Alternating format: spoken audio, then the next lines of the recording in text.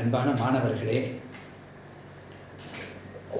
இன்றைய தினம் நாம் மேல்நிலை கல்வியில் இயற்பியல் பாடங்களை தொடர்ச்சியாக ஒவ்வொரு அலகுகளாக எடுத்து பயில இருக்கின்றோம். இதுவரை ஆங்காங்கே மாணவர்கள் கேட்ட அமைப்புகளை கொண்டு நம் மாதிரி கூறுகளாக ஒவ்வொரு கேள்விகளுக்கு பதில் அளித்து வந்தோம். அவ்வாறு பார்க்கும் பொழுது நமக்கு இன்றியமையாத தேவையாக என்ன அமைகின்றது என்றால் கணிதம். இயற்பியல் படிப்பதற்கு மேல்நிலை நிலையிலும் அந்த வகுப்புகள் higher secondary, senior secondary, pre university எந்த வடிவத்தில் அதை கூறினாலும் அந்த முறையிலும், பின்னர் கல்லூரிகளிலும் யூனிவர்சிட்டிகளிலும் சென்று நாம் படிக்க வேண்டுமென்றால், இயற்பியல் நன்றாக புரிந்து கொண்டு படிக்க வேண்டுமென்றால் கணிதத்திலே ஒரு குறிப்பிட்ட அளவு கண்டிப்பாக தேர்ச்சி பெற வேண்டியிருக்கின்றது. அதுவும் நவீன நுண்கணிதவியல். இதே போன்றுதான் கல்லூரிக்கு செல்லும் பொழுது நமக்கு கம்ப்யூட்டர் சயின்ஸிலும் சில ப்ரோக்ராமிங் கண்டிப்பாக தெரிந்திருக்க வேண்டும். இப்பொழுது நாம் எடுத்துக்கொண்டிருக்கின்ற அமைப்பிலே தொடர்ச்சியாக கணிதம் எந்தெந்த வகையிலே பயன்படுகின்றது. நாம் +1 +2 கணிதம் படிக்கின்றோமே சார், அப்பொழுது அது தாராளமாக போரும். ஆனால் என்ன ஒரு சிறிய பிரச்சனை என்றால், இயற்பியல் தொடக்க பாடங்களிலேயே நீங்கள் 2வது வருடத்திலே கணிதத்திலே படிக்கின்ற சில பாடங்கள் கால்குலஸ் போன்றவை, நுண்கணிதவியல், நுண்தொகையியல், இவையெல்லாம் நமக்கு இங்கே வந்து விடுகின்றது. டிஃபரன்ஷியேஷன், இன்டகிரேஷன் எல்லாம் வந்து விடுகின்றது. அதனை விரிவாக நாம் எங்கே பார்க்க போகின்றோம்? 2வது வருடத்திலே. அதுபோல் தான் கணிதத்திலே நாம் வெக்டர்கள் படிப்போம், காம்ப்ளெக்ஸ் நம்பர் படிப்போம், மாடர்ன் அல்ஜிப்ராவில் உள்ள சில அமைப்புகளை பற்றி படிப்போம். அந்த காரணிகளெல்லாம் இங்கே நமக்கு முதல் வருடம் இயற்பியல் பாடத்திட்டத்திலேயே அமைவதன் காரணமாகத்தான் பல மாணவர்களும் சற்று அச்சப்படுகின்றார்கள். ஆனால் இது மிக எளிமையானது. இங்கு நான் இன்று இந்த கால்குலஸினுடைய அடிப்படை தன்மைகளை பற்றி தொகுத்து கூற இருக்கின்றேன். இது மிக மிக முக்கியமானது. நமக்கு டிஃபரன்ஷியேஷன் d/dt என்று எடுத்துக்கொள்வோம். இந்த d/dt அல்லது dx என்று சொல்லக்கூடியதோ அல்லது இன்டகிரேஷன் என்று சொல்லக்கூடியதோ இரண்டு முக்கியமான கணிதவியல் பண்புகளாக அமைகின்றது. இந்த பண்புகளை பற்றி நாம் தெரிந்து கொள்ள வேண்டும். எதற்காக இது? இயற்பியலுடன் இது எவ்வாறு தெரிகின்றது? இந்த தன்மைகளை பற்றி சற்று ஏறக்குறைய 300 ஆண்டுகளுக்கு முன்பே லெவினஸ் என்பவரும் மற்ற ஆராய்ச்சியாளர்களும் கொடுத்து வந்தார்கள். சற்று தள்ளி சில வகுப்புகள் சென்ற பிறகு, நாம் இதில் சிறிது நிபுணத்துவம் பெற்ற பிறகு அந்த ஆராய்ச்சிகள் எவ்வாறு வந்தன என்பதனை பற்றி தெரிந்து கொள்கின்றோம். சாதாரணமாக நமக்கு இது கூட்டுத்தொகையை குறிக்கக்கூடியதாக இருந்தது. இது பகுத்து கொண்டே செல்லக்கூடியது. 2 சிறிய சிறிய சிறிய சிறிய பிரிவுகளாக பிரித்து கொண்டே செல்லக்கூடியது டிஃபரன்ஷியல் கால்குலஸ் என்று சொல்லக்கூடியது. சயின்ஸ்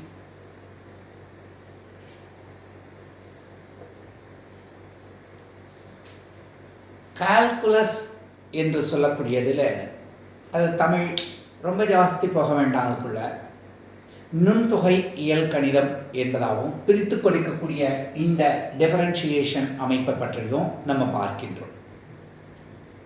இது எதுக்கு, இது எவ்வாறு மற்றதிலிருந்து பிரிந்து வருகின்றது என்று பார்க்கும் பொழுது, பொதுவாக ஒரு சிறிய உதாரணம் எடுத்துக்கொள்வோம். நமது வகுப்பிலே முதல் பெஞ்சில் சில மாணவர்கள் உட்கார்ந்திருக்கின்றார்கள். யாரெல்லாம் இருக்கிறார்கள்? முருகன் இருக்கின்றான், அடுத்தது ஜான்சன் இருக்கின்றான், ரஹ்மான் இருக்கின்றான்.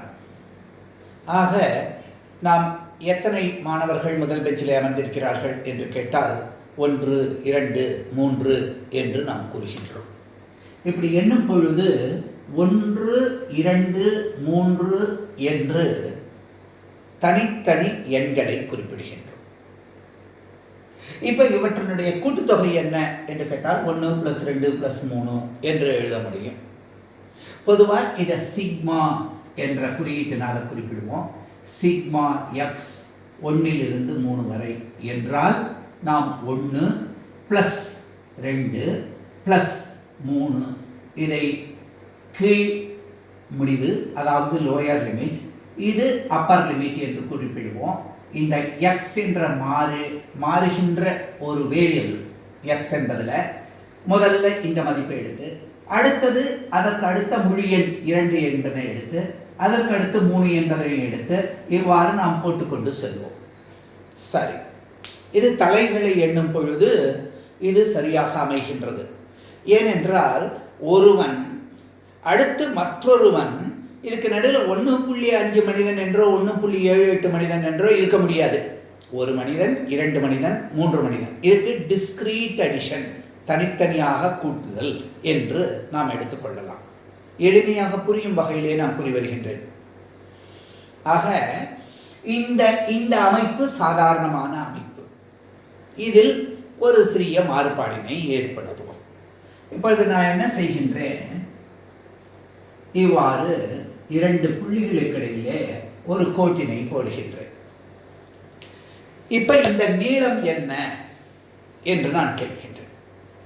இந்த நீளத்தை நான் அளப்பதற்கு எனக்கு என்ன தேவையாக இருக்கின்றது? ஒரு கருவி, சாதாரணமாக ஒரு ஸ்கேல். நம்மகிட்ட இருக்கக்கூடிய சாதாரணமான ஸ்கேல் எடுத்து பார்த்தோம்னா இந்த இடத்துல வைக்கும் பொழுது அது என்ன ஆகின்றது? சென்டிமீட்டர்களிலும் மில்லிமீட்டர்களிலும் குறிக்கப்பட்டிருக்கின்றது.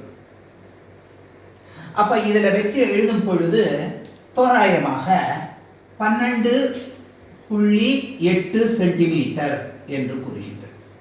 இந்த 0.8 என்பது என்ன என்று பார்த்தால், இந்த 12க்கு பிறகு 13 என்ற முழு எண் வராமல் 0.1 என்று அந்த மில்லிமீட்டர்களின் அளவு சேருகின்றது. ஏனென்றால் அந்த சாதாரணமான அளவுகோல் ஸ்கேலில் நமக்கு மில்லிமீட்டர் வரையிலும் நமக்கு மீச்சிறு அளவு இருக்கின்றது. லீஸ்ட் கவுண்ட் என்று சொல்லக்கூடியது இருக்கின்றது. அதனால் இந்த துல்லியத்தன்மைக்கு எடுக்க முடியும். இதே நீளத்திற்கு ஒரு ராடு ஒன்று கொடுத்து மிகவும் துல்லியமாக, இதை காட்டிலும் துல்லியமாக அதனுடைய நீளத்தினை குறி என்று குறிப்பிட்டார்கள். சப்போஸ் இதனுடைய இந்த கேப்பினுடைய கரெக்டான துல்லியமான அமைப்பு வேண்டும். ஏனென்றால் இந்த கேப்பு மட்டும் மேனுஃபேக்சர் பண்ணுறவங்க யூனிவர்சலாக பண்ணுவாங்க, இந்த பாடி தனியாக பண்ணுவாங்க. அப்போ இதில் 1 மில்லிமீட்டருக்கு குறைவான அளவு கூட இதில் உள்ள வரிம்பு விளிவுகள் மாறக்கூடாது. அப்போ அந்த துல்லியத்தன்மை நமக்கு தேவையாக இருக்கின்றது. அப்போ அந்த துல்லியத்தன்மைக்கு பார்க்கும் பொழுது ஸ்கேல் போராது.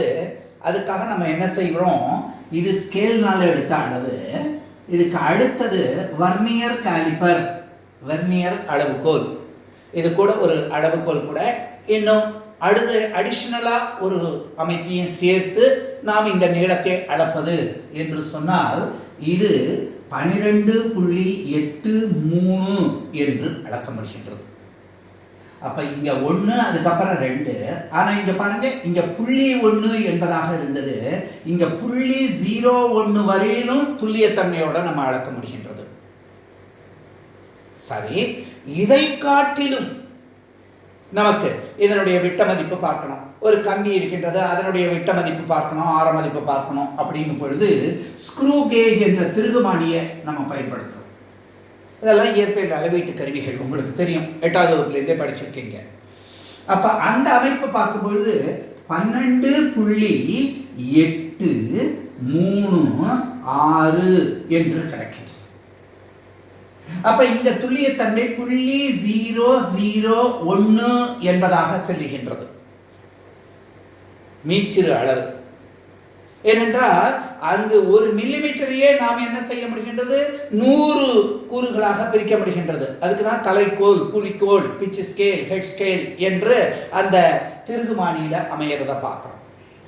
இதற்கும் மேலாக ஆப்டிக்கல் லீவர் பயன்படுத்தும் பொழுது 12.836 என்று சொல்லலாம். அப்ப இந்த தன்மை புள்ளி 001 நல்ல கவனிச்சுட்டு வாங்க. இந்த அளவீடுகள் எல்லாம் இயற்பியல் கருவிகள் கொண்டு நாம எடுத்துக்கிறோம். ஆப்டிக்கல் லீவர் சொன்னேன்.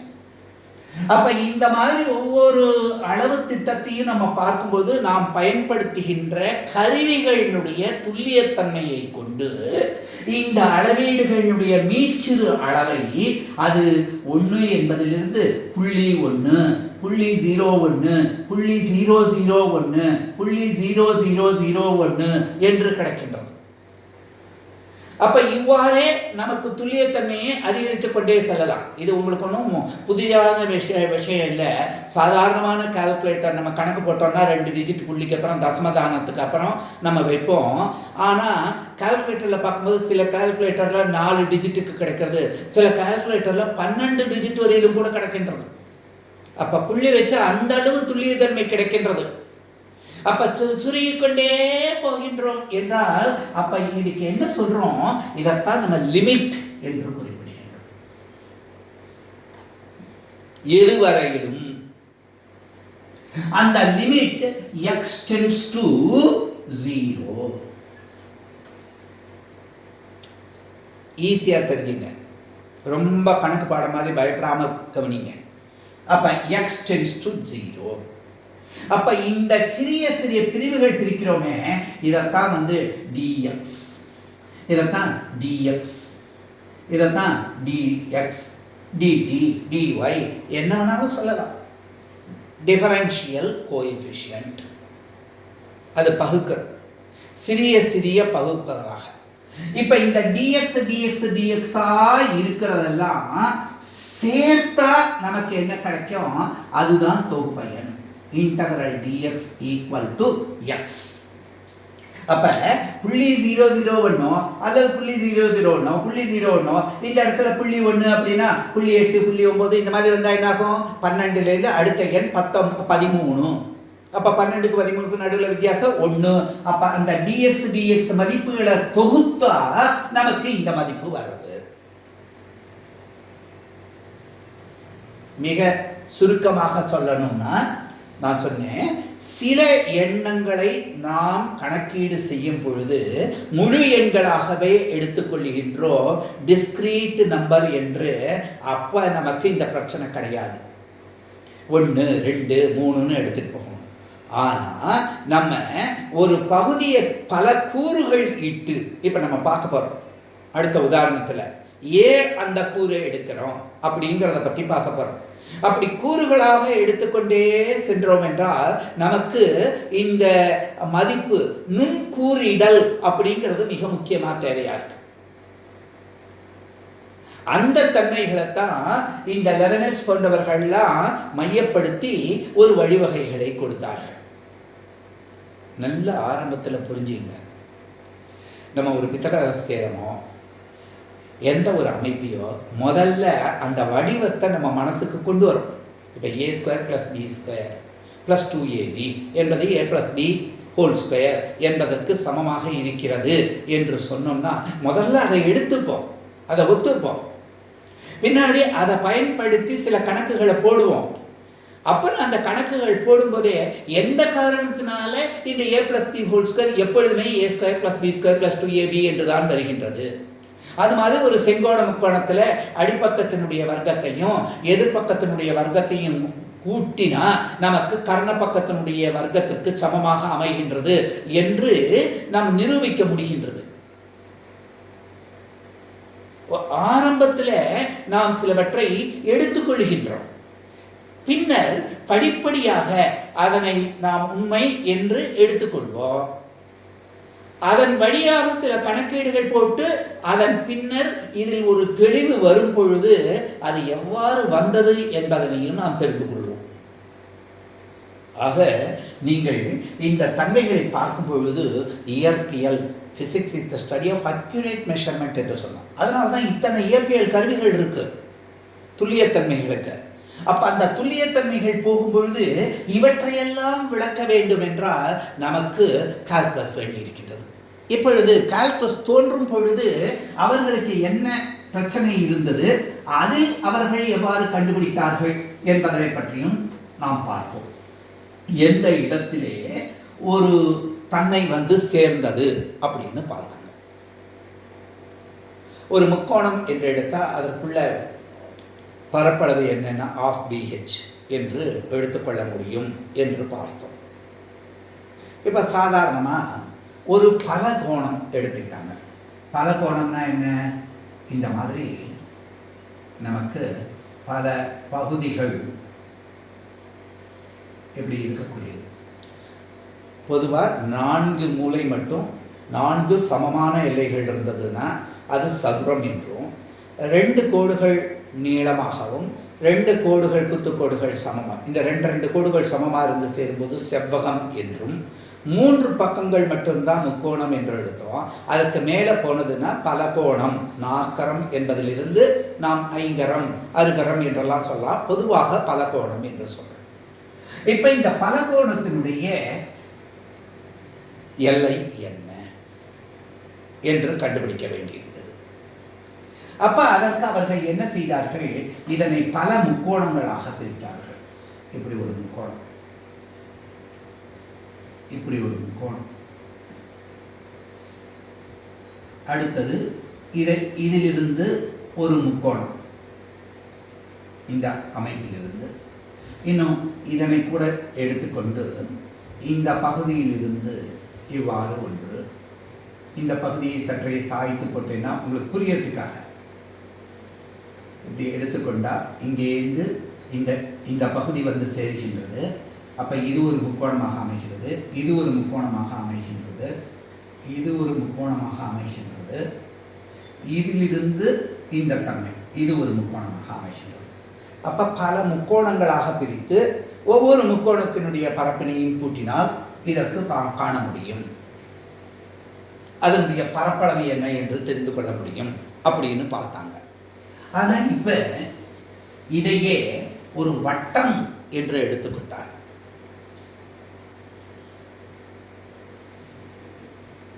இப்போ இந்த வட்டத்தில் எவ்வாறு பார்ப்பது? இதில் ஏதாவது ஒரு முக்கோணம் வரையணும் அப்படின்னு சொன்னால் இந்த ஒரு முக்கோணம் தான் வரும். அப்போ இந்த பகுதிகளினுடைய பரப்பெல்லாம் எப்படி கண்டுபிடிக்கிறது? பிரச்சனைகள் வந்தது. அப்போ உடனே இதை இந்த முக்கோணத்தை எடுத்து இந்த முக்கோணத்தில் முதல்ல ஒரு சதுரம் போட்டாங்க. நல்லா கவனிச்சுட்டே வாங்க. இப்படி பார்க்கும் பொழுது ஒரு வட்டம் என்று எடுத்துட்டோம், மறுபடியும் இவ்வாறு வந்தது. இப்பையும் இந்த துண்டு பகுதிகள் எல்லாம் நம்ம எவ்வாறு கண்டுபிடிப்பதுங்கிறது கஷ்டமா இருந்தது. அப்போ உடனே இந்த அமைப்பையும் சற்று மாற்றி என்ன செய்தார்கள்? பொறுமையாக கவனித்துக் கொண்டே வர வேண்டும். எங்க என்ன பிரச்சனை வந்ததுன்னு பார்க்கும் பொழுது இந்த இடத்துக்கும் ஒரு பலகோணத்தை உண்டாக்கினார்கள்.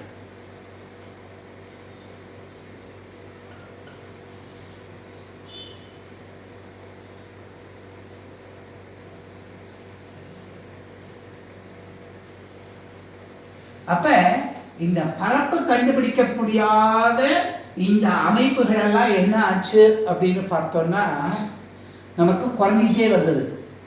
ஆரம்பத்தில் ஒரு முக்கோணம் போட்டோம், அப்புறம் ஒரு சதுரம் போட்டோம், அப்புறம் ஒரு பலகோணங்கள் போட்டோம்.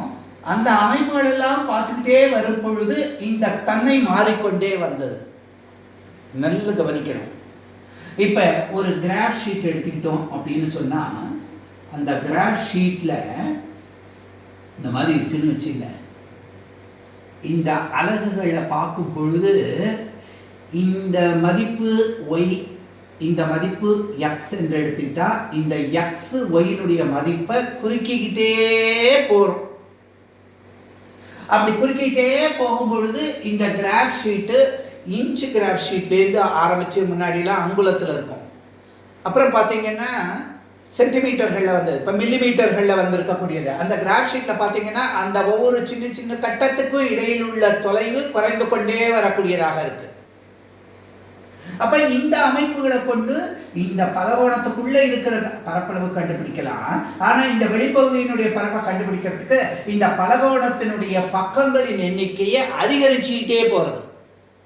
ஃபார் எக்ஸாம்பிள், இந்த இடத்துல இருக்கக்கூடியதே எடுத்து இப்படி சிறிய சிறிய சிறிய பரப்புகளாக நம்ம இப்படி ஒரு சிறிய பரப்பு, உடனே இங்கிருந்து சிறியது, அங்கிருந்து சிறியது, அங்கிருந்து சிறியது, அங்கிருந்து சிறியது.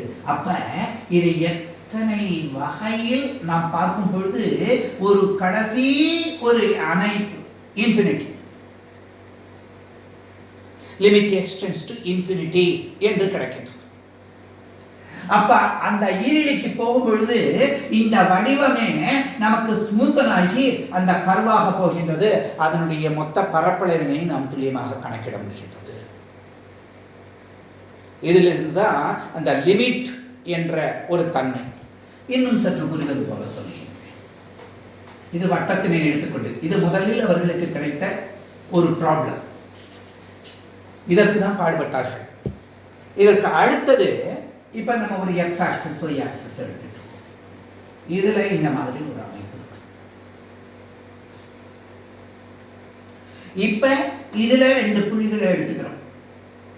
இதுக்கு இடைப்பட்ட பரப்பளவு என்ன? இந்த பரப்பளவுல இதை ஏ பி சி டி இதுக்கு நடுவில் இருக்கக்கூடிய பரப்பளவு என்ன அப்படின்னு நம்ம பார்க்கும் பொழுது, நம்ம இதை ஒரு ஸ்கொயரா கண்டுபிடிச்சா இந்த பகுதி மிச்சப்படுறது. அப்ப நம்ம என்ன செய்கிறோம், இந்த பகுதிகளையே இவ்வளவு பெரிய அமைப்புகளாக எடுத்துக்கொண்டு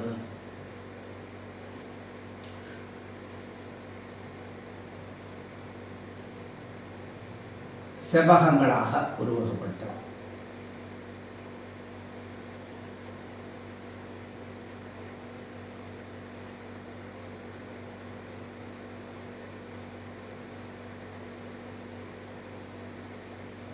அப்ப இந்த இடத்துலையும் பாருங்க, இந்த துண்டு பகுதிகளெல்லாம் நம்ம தோராயமா கண்டுபிடிக்க முடியல. அப்ப உடனே நம்ம என்ன செய்யறோம், இதுல சிறிய சிறிய துண்டு பகுதிகளாக நம்ம எடுத்துட்டு வரோம். அப்ப சிறிய சிறிய சிறிய கூறுகளாக நம்ம இதை பிரிக்கும் பொழுது அந்தந்த இடத்துல இருக்கக்கூடிய அமைப்புல நமக்கு கண்டுபிடிக்க முடியாத பரப்பினுடைய அளவுகள் குறைந்து கொண்டே வருகின்றது. இது ரொம்ப ரொம்ப முக்கியமான ஒரு பகுதி. காஸ் என்பவர்களுடைய விதியை பற்றிலாம் பின்னாடி பார்க்கும் பொழுது காஷியன் சர்ஃபேஸ் என்று எடுத்துக்கொண்டு நாம் பார்க்க இருக்கின்றோம். தமிழில் காசுங்கிறது ஏதாவது காயப்பட்டதுன்னா ஒரு துணி மாதிரி இருக்கும், அது கிராஃப் ஷீட் மாதிரி இருக்கும். அந்த துணி நூல்கள்லாம் விலகி விலகி காற்றோட்டம் நன்றாக செல்வதற்கு வசதியாக அதை வச்சு கட்டுப்படுவாங்க. அந்த துணியை நீங்கள் கற்பனை பண்ணி பார்க்கலாம். சிறிய சிறிய சிறிய சிறிய கூறுகளாக இருக்கக்கூடியதாக இருக்கும். இப்படி இருக்கக்கூடியதே நிறைய இந்த மாதிரி கட்ட கட்டமாக வரக்கூடியதை காஸ் துணி என்று குறிப்பிடுவோம். அப்ப இந்த சிறிய சிறிய சிறிய துண்டுகளாக இதனுடைய மதிப்பினை பிரித்து கொண்டே போறோம் இல்லையா, இதுதான் dx. இந்த சின்ன சின்ன மதிப்புகள். அப்ப எந்த ஒரு அமைப்பிலும் நமக்கு ஒரு முழு தன்மையை பார்க்க வேண்டும் என்றால் டிஸ்கிரீட் எண்களாக இருந்தால் அவற்றை உடனே கூட்ட முடியும். அதற்கு சிக்மா என்பதனை பயன்படுத்துகின்றோம். ஆனால் இந்த முறையிலே இருக்கக்கூடிய பகுத்து பகுத்து பகுத்து பகுத்து எடுத்துக்கொண்டு அவற்றையெல்லாம் நாம் தொகுத்தோம் என்றால் நமக்கு நுண்தொகையியல் இன்டகிரேஷன் என்பது கிடைக்கிறது. அப்போ டிஃபரன்ஷியேஷன் என்பதும் இன்டகிரேஷன் என்பதும் 2 கூறுகள். இதற்கு அடுத்த தொகுப்பில் நான் இந்த டிஃபரன்ஷியேஷன்னால கிடைக்கக்கூடிய சில வாய்ப்பாடுகளை கொடுக்க போகிறேன். அடுத்தது இன்டகிரேஷன்னால கிடைக்கக்கூடிய சில வாய்ப்பாடுகளை கொடுக்க போகிறேன். அந்த வாய்ப்பாடுகளை நான் ஏற்கனவே சொன்னது போல ஒரு பித்தாகரஸ் தியரமோ அல்லது அல்ஜிப்ரிக் ஈக்குவேஷன்ஸ், குவாட்ராட்டிக் ஈக்குவேஷனுக்கோ எப்படி சில மதிப்புகளை முதலில் தெரிந்து கொள்கின்றோம். இப்போ கூட்டு தனி வட்டி கண்டுபிடி, simple interest I = PNR/100. P என்பது நமக்கு போட்ட பிரின்சிபல் மூலதனம், N என்பது எத்தனை வருடங்கள், R/100 என்பது ரேட் ஆஃப் இன்ட்ரெஸ்ட். இந்த அமைப்புகளை வைத்து நாம் தெரிந்து கொள்வது போல சில வாய்ப்பாடுகளை நான் இப்பொழுது அதாவது இதுக்கு அடுத்த வீடியோவில் காண்பிக்க இருக்கின்றேன். அவற்றையெல்லாம் நீங்கள் முதலில் குறித்து கொள்ள வேண்டும். நமது இயற்பியல் புஸ்தகங்களிலேயும் தொடக்கத்திலே நமக்கு இயற்பியல் கணிதவியல் மேத்தமேட்டிக்கல் ஃபிசிக்ஸ் இதற்கு தேவையானது என்று ஒரு பகுதியினை எடுத்துக்கொள்வோம். அதனால்தான் 2-3 வகுப்புகளிலே இந்த பேசிக் டிஃபரன்ஷியேஷன், பேசிக் இன்டகிரேஷன், சிறிய சிறிய கூறுகளை நான் பயன்படுத்தி அது எவ்வாறு வருகின்றது என்று நான் கொடுக்கும் பொழுது நீங்கள் அந்த வாய்ப்பாடுகளை இப்பொழுது கணத்தில் கொள்ளுங்கள். சிறிது காலம் சென்று, அதாவது சில மாதங்கள் சென்று பெரிய பெரிய சமன்பாடுகளை தீர்க்கும் பொழுது நமக்கே ஆட்டோமேட்டிக்காக எவ்வாறு ஒரு பார்ஷியல் டிஃபரன்ஷியல் ஈக்குவேஷன் என்பது வருகின்றது, பகுதி பகுதியாக பிரிக்கக்கூடியது, அவற்றை எவ்வாறு தீர்வு செய்வது என்பதில் நிபுணத்துவமும் வந்துவிடும். ஆக இன்றைய வகுப்பிலே டிஃபரன்ஷியேஷன் என்றால் என்ன, இன்டகிரேஷன் என்றால் என்ன என்பதனை பற்றி பார்த்தோம். இதை தனி வகுப்பாக இல்லாமல் இதற்கு அடுத்த வீடியோ தொகுப்பினை, இது பார்ட் 1, இது பார்ட் 2ல இருக்கக்கூடியதையும் நம்ம பார்க்கும் பொழுது அந்த வாய்ப்பாடுகளையும் கொண்டு அதில் சிறிய சிறிய கணக்குகளை பிரதியிட்டு நாம் இதில் சற்று தேர்ச்சி பெறுவோம்.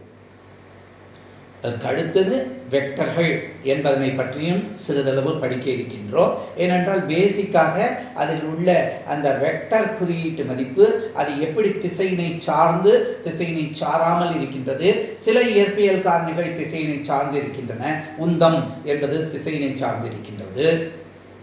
அதே ஆற்றல் அல்லது திறன் அல்லது வேலை என்று பார்க்கும்போது அது சாரவில்லை, விசை என்பது சார்ந்து இருக்கின்றது.